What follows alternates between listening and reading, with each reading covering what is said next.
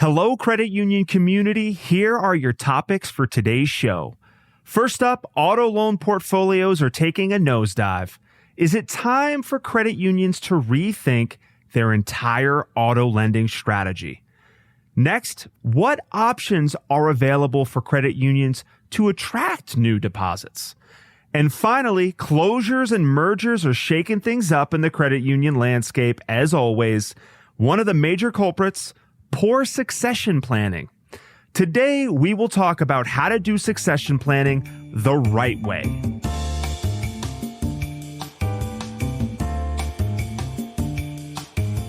Welcome to Grow Your Credit Union, the podcast where credit union leaders gather, learn, and grow. I am your host, Joshua Barkley, and I am joined by my co-host, the DeFi Queen, straight out of Texas, Becky Reed. What's up? Howdy, y'all. Becky, before we begin today's show, I want to talk about what you're hearing at events. It is event season, and one of my favorite things is to just be a fly on the wall and just ask people, what are the topics that you're interested in? What are the trends that have you excited? And then I try to find like some commonality, like what am I hearing about the most? So I know you're doing the event touring, so I'm wondering, what is like the one topic or trend that you keep hearing about at every event? Small credit union survival. Yeah. Wow. I feel like we've been talking about that one for a hot minute, Becky. Yeah. I think, though, that I'm seeing it start to really gain momentum, right? It a couple years ago, it was like kind of a thing. People were talking about it, but it's grown to the point now where I don't think I can attend a conference without it being talked about or asked. Well, Becky, I think if people are listening to this show, we're probably going to give them some really good advice on how to deal with all that stuff. 100%. And more. Today, we welcome the president and CEO at Qualcomm, Mattel, and Nikkei. Yes, today's guest is the CEO of multiple credit unions, John Hernandez. John, welcome to Grow Your Credit Union. Thank you, Josh. Thank you, Becky, for having me. Credit unions are seeing record declines in their auto loan portfolios, with both new and used car loans showing the steepest 12-month drops in over a decade, according to a CU Trade Group report. Why does this decline matter? I think it matters because credit unions hold 31.6% of the nation's total car loan portfolio. So what I'm wondering, John, with such heavy involvement in the auto loan market, it kind of raises this question. Have credit unions become too reliant on the auto loan market? Well, that's the matter that we've been talking about lately. We were looking at our stats, not only ours, but other smaller credit unions as well. And we are seeing a decline of lending to vehicle loans and actually having a little bit less dependency on it, I hope. In our case, we started looking at home equity line of credit as an option to replace some of those loans that we would have allocate our assets otherwise to vehicle loans. It's hard to compete when you have the manufacturer rates that are being offered to consumers. If you were to try to do that, you're just not going to have the margin. So we have partnered with other car locator companies rather than just trying to work with local dealerships, just so that we can expand our network for being able to fund more vehicle loans. But again, that has been tough for us. And even over the past couple of years, not just the car itself, but just the consumer not purchasing vehicles because the rates were so high. And that's when less dependency on it and looking at other avenues to replace those loans that we would have allocated to vehicles otherwise. I like that strategy, John, and I think it's a good move. I also listened to an interview with a gentleman who, I forget his name, but he was one of the biggest used car dealership owners in America. And he made the comment that Americans just aren't buying cars like they used to. They're not trading them in. They're keeping them years longer now. I forget what the average trade-in used to be on a make and model, but now it's much longer. So I see that decline probably continuing. Becky, I want to push this question on you because I like it because it's controversial and it kind of forces credit unions to confront things. And those things are credit unions over-reliant on the auto loan market? Well, I'm going to tell you, not surprisingly, that I have a little bit of a different perspective on this. What frustrates me sometimes with some of the stats you just threw out is that, interest rates go up. When interest rates go up, I am not going to trade in my car that I'm paying 2% for a car that might be a little bit better than I'm going to pay 6% for. That's just not happening. So prepayment speeds, they go slower when interest rates go up, right? There's an inverse reaction there. Interest rates go up, people pay their loans off slower. Then interest rates go down, they pay them off quicker. I promise you, if interest rates start going down, everybody's going to go out and buy a new car. So this is not surprising to me. So credit unions should not be going, what's happening? Why are car loans going? No. Now, the problem is that your loan portfolio, unfortunately, is underwater. Right? Your loan portfolio, the car loans you made 2 years ago that you were reliant upon replacing every 2 years, is now extended to 36 months or 38 months or 42 months. And you're sitting at 300 or 400 basis points below market. And so that's the problem. It's not like making car loans is a bad thing. The problem is the car loans we made are sitting on the books and they're not paying off because consumer behavior is opposite to paying them off. Now, that being said, are we over-reliant on auto lending? I would say many credit unions are way over-reliant on two kinds of lending. They mostly do. They do autos and they do real estate. And that's it. And that is the very definition of concentration risk. Part of the thoughts that we have, we looked at some stats. The younger generation also doesn't seem to be purchasing cars as much as, I guess, the Gen X and older. It seems like the Gen Y, even the younger ones, because there's Uber options and there's now working from home. So the need to have that vehicle is less than what it was for, I guess, the Gen X and the older folks. So now there are some stats that's showing that, but I think that still remains to be seen because they could have been in that category where they were not in the market yet to be buying car because it was pandemic. And then the rates were high right after that. So I guess it remains to be seen, just like what Becky said. And we did kind of thought the same thing, that when the rates go down, we'll see how the auto market goes at that point. Becky, you're right. Interest rates are high now. And when they do go down, I will purchase that Lamborghini Diablo that I have on my bedroom wall. But no, in all seriousness, though, let's just say that rates don't go down dramatically and that the auto loan market, we're going to be in a lull period for the next few years. John, you said something earlier that really caught my ear, which was you're thinking about how to replace that income. You're thinking about what are the other products that we can use to sort of, I don't want to say replace, but fill in the gaps, if you will, of your auto loan portfolio. And you mentioned the HELOC thing, but sort of what ideas have been swimming around your head in the event that the auto loan market doesn't go back to the golden years that we've seen in the past? Well, clearly the HELOC can be 2 or 3, 4 times more than a regular vehicle.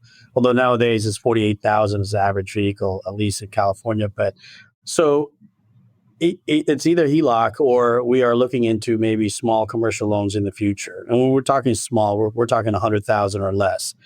As a small credit union, we're not equipped to be able to do anything more than that. But these are like dental offices or small businesses that would just need machines or equipment or furniture in their offices. So again, we're looking at potentially doing that in the future, maybe up to $100,000. So that's another avenue that we're considering if in case we can't rely on the vehicle market in the future. I like that. Becky, let me put you on blast. If you had to think of something right now in terms of a replacement product, what would you be thinking about right now? Well, I believe that small business lending is a niche area that most banks who are really good at commercial lending don't fulfill, because that small $100,000, even a community bank really is not interested in making that loan. And I think the challenge for credit unions is business services in general. We do a terrible job at business services on the deposit side. So if we can't attract those business deposits, it's going to be even harder for us to lend to them. But I would agree with John that I think that is a really good place to start. Last month at the Jack Henry Connect event in Phoenix, I asked attendees their thoughts on the best ways to boost deposits. And here are the 3 responses that stood out. Number 1, increase small business lending. Number 2, cross-sell more effectively. And number 3, I even heard this, get into cannabis dispensary banking. John, which of these 3 do you think is the most effective approach credit unions can take to attract new deposits? And also, too, I want to give you a ripcord. If you think that any of these 3 are not the ticket that you want to cash in, you can come up with something on your own that is not one of these 3. So we are looking at, again, opening up business services. So that's already one that we're considering. But the funny part is that when we initiate that process, all we were getting was inquiries for loans, not necessarily looking at us as an interesting institution to put their deposits. Now, granted, it could start with a loan product and then eventually consequently bring in the deposit. But it doesn't seem like it's going to happen overnight, right? So that being said, not really relying on that. The third thing you said was cannabis. So we actually have considered that, but that takes a lot of serious consideration because of the compliance part of it. I feel like some of my peers that have initiated that, it's kind of mixed. There's one that is trying to get out of it. There's one that's trying to continue with it. So if both of them were continuing with it and they both felt like there's a lot more to share, then I think our board would have moved forward with the potential cannabis banking. But the one thing that we actually looked at as a small credit union, we noticed after the pandemic, when the rates went up, there's quite a few of us, and not just small credit unions, but even mid-size and large-size credit unions, that they had to offer high rates just to be able to retain these deposits, right? So it's not even the recruitment of the deposit that you're referring to, just to try to retain them, right? So then we looked at it a little closer, and then what we realized is that when you look at the cost of funds of most small credit unions, and I'm referring to California, I don't know about other states, but unfortunately, a lot of small credit unions in California, our cost of funds are not even half of what the cost of funds of the larger credit union, or of the credit unions that are smaller credit unions that are having asset growth. The problem is when we're looking at our cost of funds on a peer-to-peer basis, we look great because we're looking at each other's statistics.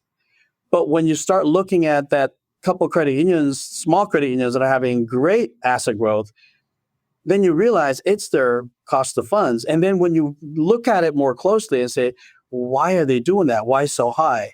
And then you start seeing that, oh boy, the larger credit unions are at that level. For instance, 1.8, and we're paying less than 0.5. And these couple credit unions are paying 1.4. They're not even at that market, but they're more than double of what we're paying. So we talk about service. We talk about all these things that we do, especially a lot of credit unions say that we get the best rates. Maybe we're saying the loan rates, but perhaps we're not talking about the deposit rates.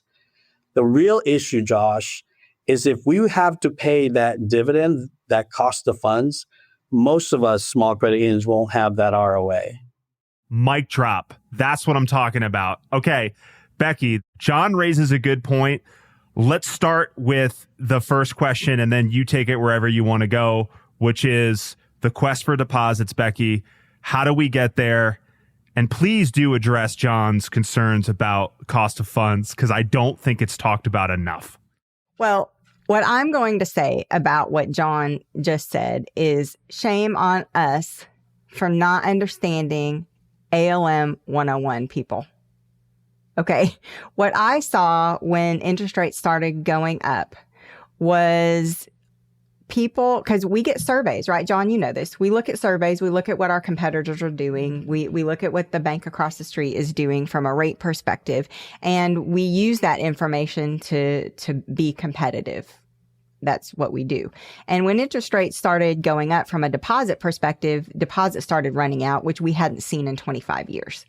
Right, because rates hadn't moved much and deposits just sat there when you were paying nothing for them, basically. And I've talked about this before, but a 300 to 400 basis point spread is really what you need to have a decent ROA, especially at a small credit union size where your operating costs are a lot higher than at a larger credit union that is able to spread that across larger assets as economies of scale, right? A smaller credit union can't do it. So operating ratio is always larger in a small credit union. So that takes a bite out of that spread that I just talked about. Well, credit unions didn't raise their interest rates on loans quick enough. And I just talked about portfolio turn, right? It takes 24, 36 months for your loan portfolio to change. So when interest rates change, there's a lag because the lower interest rates are sitting on your books for longer because consumers are not paying those loans off as quick anymore because they like the rate that they have now. And so they're going to wait in order to do another loan because rates are higher. So you're not making as much money on your loans. The new loans you're putting on the books are not replacing the lower price loans that are rolling off like they did before. And then credit unions immediately, just to keep deposits, because they got upside down really quickly because deposits are running out so fast. So they rushed to raise interest rates, dividend rates on their deposits without appropriately raising on the loan side. And I talk about the reason why this is, and it's because most leaders in credit unions today cannot remember a time when interest rates were as high as they are now. They didn't learn appropriate ALM. They didn't, asset liability management is what ALM stands for. So they didn't learn that. And so we had to learn a hard lesson. And unfortunately, those decisions we made when interest rates started going up are going to have lasting consequences for years. And it's unfortunately causing some credit unions to have to merge because they made bad decisions 4 years ago. So what I'm hearing then from both of you is credit unions are still giving better loan rates, but yet the dividend that they're paying out is lower than the competition. So does that mean, I'll point this at you, John, does that mean that we have to get a little bit less friendly with our loan rates in the credit union space? Is that what this means? Does that mean that we're not going to be beating the Chases by several points on a loan? Is that what we have to revert to? Or are we just honestly going to have to give people higher loan rates? Is that what it comes down to?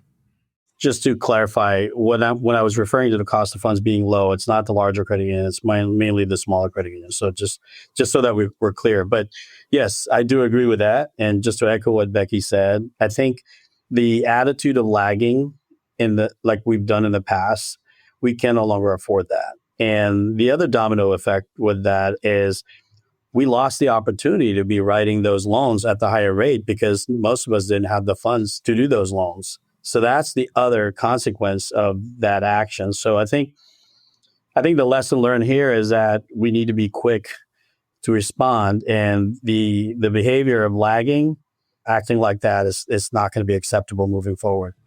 A lot of consequences otherwise. John, in a previous conversation that we had, you mentioned that small credit unions often struggle with succession planning, and that leads to closures and mergers and all of that stuff. That's pretty well publicized, the mergers and acquisitions thing, controversial. We talk about it all the time. But what I really want to double down on with you here is succession planning. I don't understand why it is so difficult for the credit union industry to get this right. So let's start by asking you this. Why the heck is succession planning so difficult for credit unions? What is it? Well, I don't know the answer to that question necessarily because it's kind of an automatic for me. I mean, the way I've operated is that I have VPs that are running the day-to-day operation. And in fact, we share some of our VPs and currently running other credit union as interim CEOs.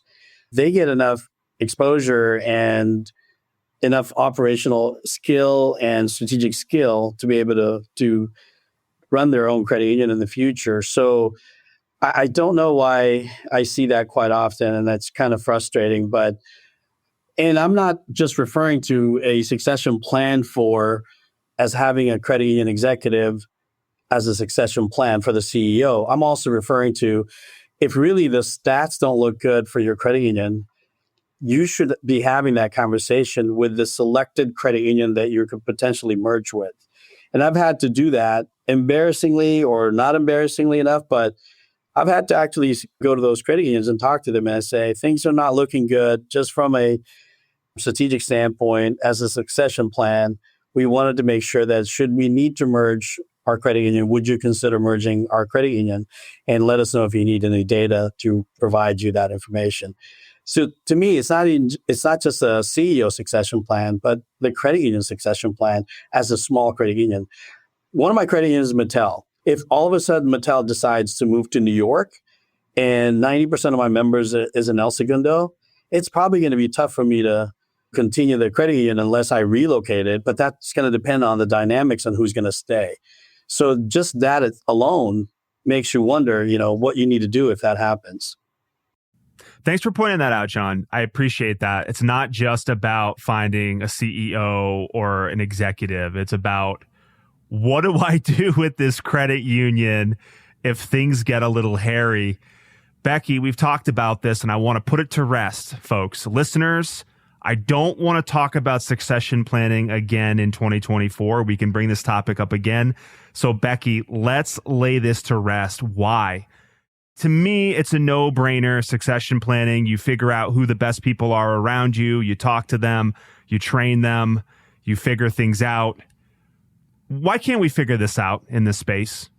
Please, before I pull my hair out, Becky, I'm going to be hairless by the end of this year talking about succession planning. What is going on? Break it down.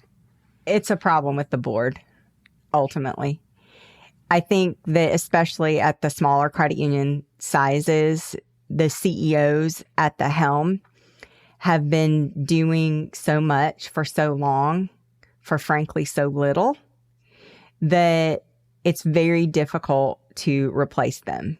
And most people who would be candidates coming in from the outside or even internally at the organization are going to be younger, right? I mean, that's natural, right? That a retiring CEO is going to be older and a person coming in to replace them is going to be younger. And frankly, a Gen Y, a millennial, or even a Gen Z, a 20-something, which I think a 20-something-year-old would make a great small credit union CEO. Somebody who's been a department leader, they're a senior person in their current credit union role. But a millennial is not going to do that job for what that CEO is getting paid today. They're just not going to. And most boards, unfortunately, I'm speaking generalizations. There's certainly exceptions to this, but most boards don't want to pay them a market salary. Because why should I pay them a market salary? We've been paying this person who's been here 30 years, $50,000 a year. What, we can't find someone to do that job for $50,000 a year? The answer is no. People are coming out of college making $70,000 a year doing data entry. And so a credit union CEO that's a member service representative, that's a loan officer, that's a CFO, all wrapped into one, getting paid $50,000 a year. You've been getting a deal, credit union. It is your fault you're in this position. So you can do everything internally at the credit union to make sure you have people prepared to take that next step. If your board is not willing to do what's necessary to keep good people or to attract good people, then it's not going to work. Becky, I agree, but I also think sometimes it's the CEOs. I feel that they're not taking the time to train or bring in the talent. And you're right, it's absolutely tough if you have 2 or 3 management folks that are having to have a high salary. But just like you said, you could bring in somebody that's relatively young, even a few years out of college, there are folks out there that are willing to take little money, but as long as they get the exposure. So we've had the pleasure of having at least 4 to 5 of our executives that become CEO of other credit unions. And it wasn't the money. You can trust me on that. I think it was more because we gave them the opportunity to learn, the opportunity to have the exposure. And just like I said, we've had a couple, at least 3 of them, that served as interim CEOs of other credit unions when we got a call from the regulator or from the credit union itself that needed help. And I think those exposures and those practices, experiences really helped them build the confidence. And as long as everybody else will support each other. In fact, we call them alumni when they come from our credit union because we want to make sure that they feel supported by a group of people. Well, I think your point is well taken in that we do have to think differently, right? Maybe a traditional just full-time replacement is not the right solution. There are some large credit unions out there. In fact, I know a QSO that is helping to coordinate these things. There's some large credit unions that are willing to lend their executives, maybe a mid-level executive, a director, or an AVP, and lend that person for maybe 6 months to go run the credit union. And I think that's an awesome opportunity because their organization might be flat. They might not have a lot of opportunity to grow at their existing organization. And this gives them an opportunity to do something that they would otherwise not have been exposed to. You're a fractional CEO, right? You are a CEO at 3 different financial institutions. And that option is something that a lot of credit unions would not have considered before. And I think that looking at alternatives and looking at different ways other than the traditional succession planning route, to your point, John, is a great option for credit unions to consider. That brings us to the end of the show. John, talk to me about your final thoughts based on the conversation we had today. A small credit union is really, really important in our industry. And it's really tough to see that a lot of our smaller credit unions going away. You know, I've always said before, too, that I hope that when smaller credit unions are thinking about merging, they think about other smaller credit unions or mid-sized credit union to merge with, because it might actually give that economy of scale just a little bit of nudge for that other credit union. So if that will continue to happen, perhaps that could be a consideration. I do encourage everyone to try to get a succession plan set up. Not only the succession plan for the CEO, but the succession plan for their credit union in general. And if people want to get a hold of you, John, maybe they heard what you're putting down today and they're like, you know, I want to talk to that man. How could they get a hold of you? Probably the best way is my email, jhernandez@calcomcu.org. Awesome. Becky, final thoughts today. Well, I love what John said, that succession planning is for the whole credit union, because at the end of the day, we want the credit union to survive. Sometimes that does mean in order to survive, the credit union might have to merge with another credit union. And if the credit union is doing poorly, which is what he talked about before, that has to be an option that you're looking at. Now, that doesn't mean you have to pull that trigger, right? But before you get too far down the road and now you're 5% capital and the regulators come in and force that merger upon you, why not look at that option? If you're not able to turn the ship around, then that is a good option. So succession planning is for the whole credit union, because at the end of the day, we want to make sure we're there to serve our members. And Becky, those people out there that want to get a hold of you, what are they to do if they want to get a hold of Becky Reed? Well, I don't know, Josh. Maybe LinkedIn? LinkedIn. Just go to the search bar, type in Becky Reed. You'll see her. Give her a message. Give her a connection request. I want to thank you, John, for coming on the show. Becky, as always, I want to thank you for being the greatest co-host in the world. And I want to thank you, our listeners, for continuing to support and listen to another episode of Grow Your Credit Union. Remember, folks, if you like the show, please follow us on your podcast player of choice and share this episode with someone who would benefit from listening. If you want to be a guest or would like to talk about sponsorship opportunities, head to growyourcreditunion.com to learn more. Thank you for listening. We will see you next time. Take care and bye-bye.